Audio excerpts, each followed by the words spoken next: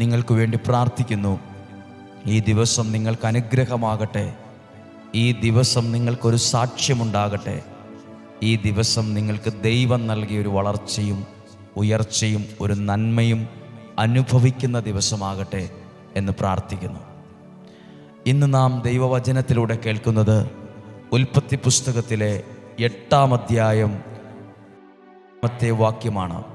7-ാം മാസം 17-ാം ദിവസം നോഹ നിർമ്മിച്ച ആ പെട്ടകം അറാറത്ത് പർവ്വതത്തിൽ ഉറച്ചു. പർവ്വതത്തിൽ ഉറച്ചു. ഏതോ ചെളിക്കുഴിയിലോ പടുകുഴിയിലോ ചെന്ന് പെട്ടു എന്നല്ല, അറാറത്ത് പർവ്വതത്തിൽ ഉറപ്പുള്ളൊരു സ്ഥലത്ത് ഉറച്ചു അല്ലെങ്കിൽ ഉറപ്പിച്ചു. നോഹയുണ്ടാക്കിയ